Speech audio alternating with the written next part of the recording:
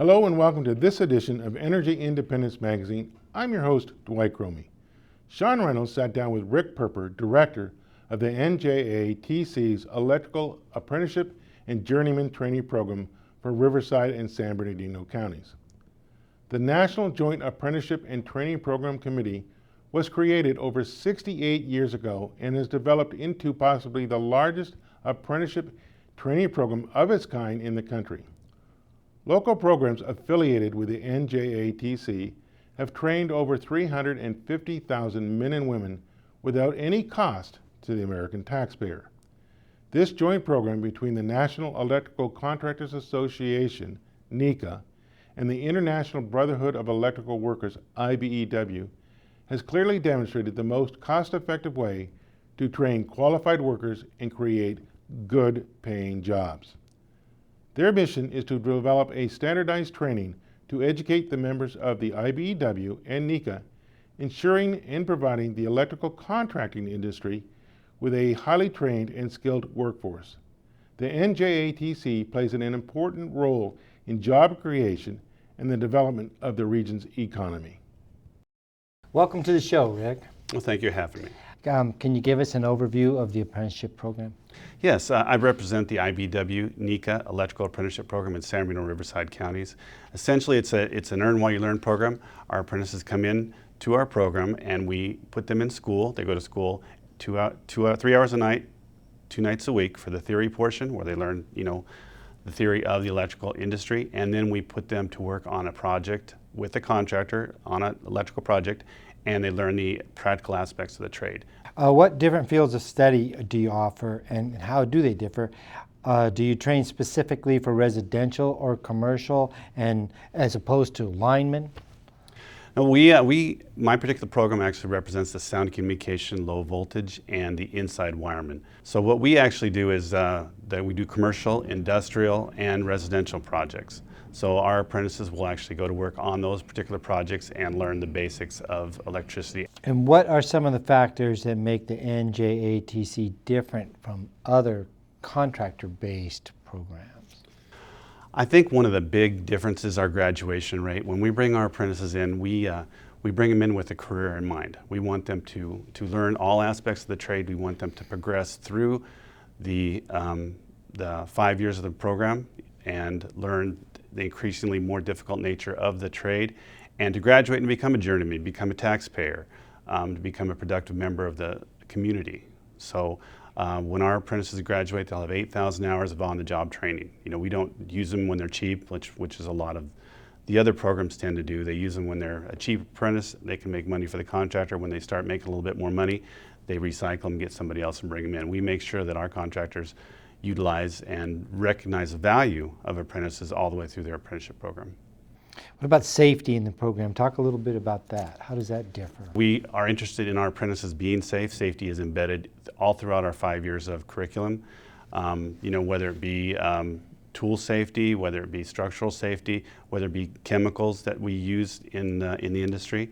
But we want to also make sure that our installations are safe, so that when somebody is inhabiting a building or using a structure that our apprentices have built and journeymen have built, we want to make sure it's safe for the consumer. Safe for, if we build a park, a daycare center, a hospital, we want to make sure that structure is going to be absolutely safe. Can you give me an idea of how many applications you get each month, and then of those, how many are accepted?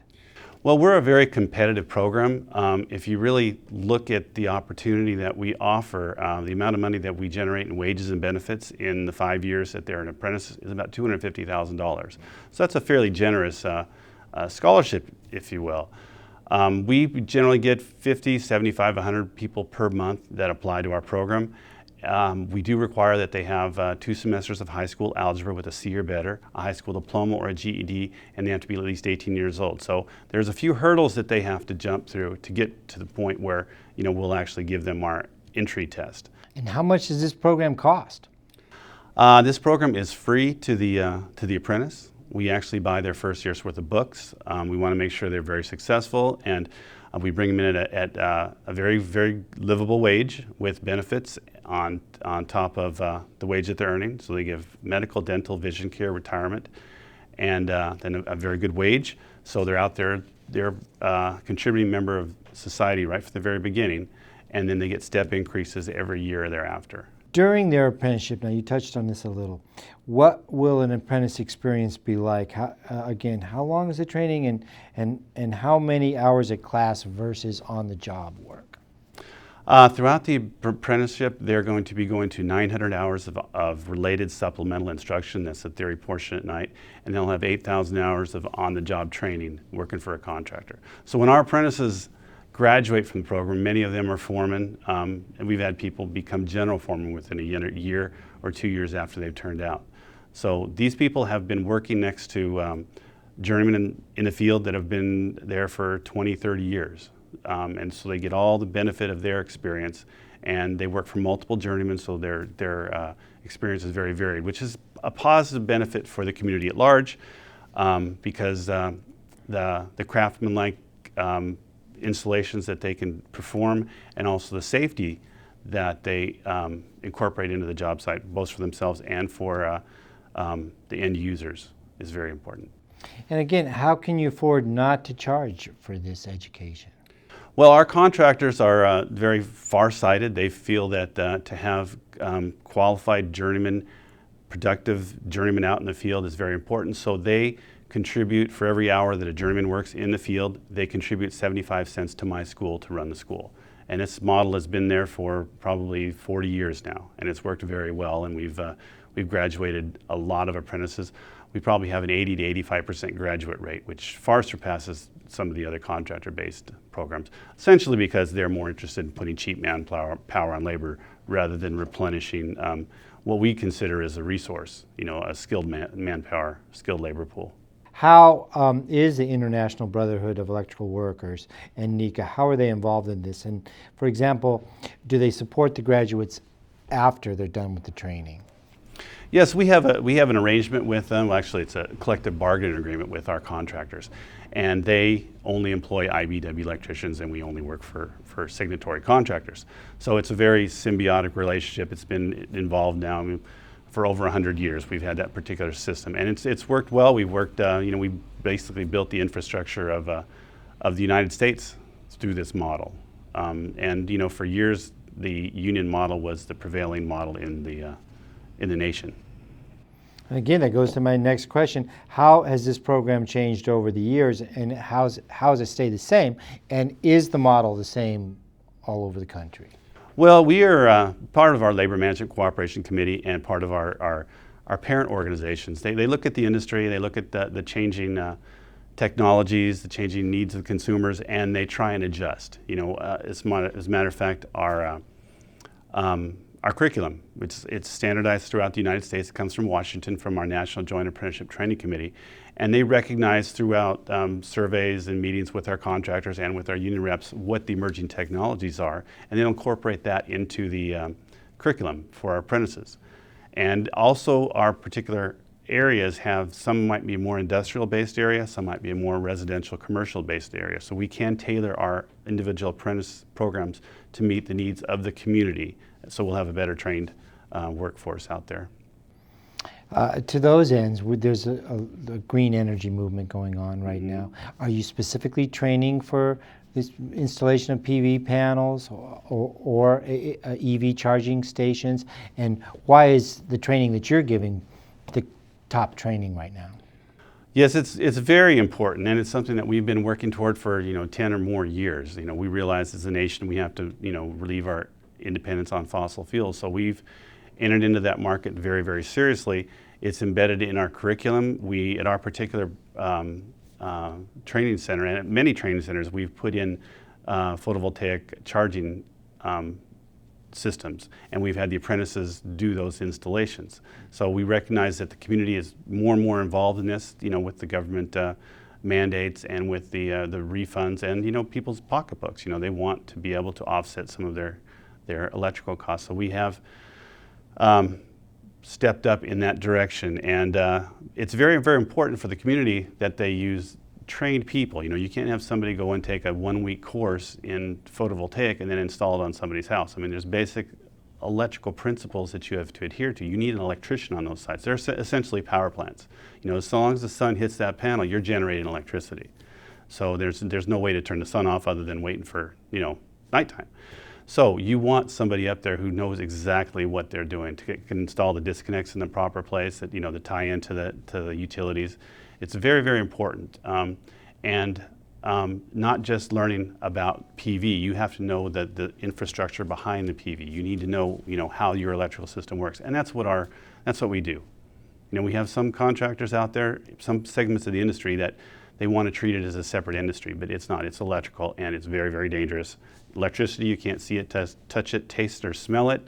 You know, it looks the same whether it's energized or not. You need a trained professional there to keep you safe. And how much can a union journeyman electrician expect to make? What's their career going to look like? Well, if you look at the Department of Labor statistics, skilled craftsmen, skilled tradesmen, electricians, they actually make more than people with 4-year college degrees. Yeah, I think we're actually bumping up against the master's degree people now. Does this program offer a college degree, and do you also have advanced studies? Yeah, we actually, we are in conjunction with Palomar College in San Marcos. Most IBEW NECA programs have a local educational agency that they go through. And ours is, like I said, Palomar College. And if you complete our apprenticeship program, you get 56 units of college credit through Palomar College. If you take several more classes, you can actually get an AA in construction electrical technology.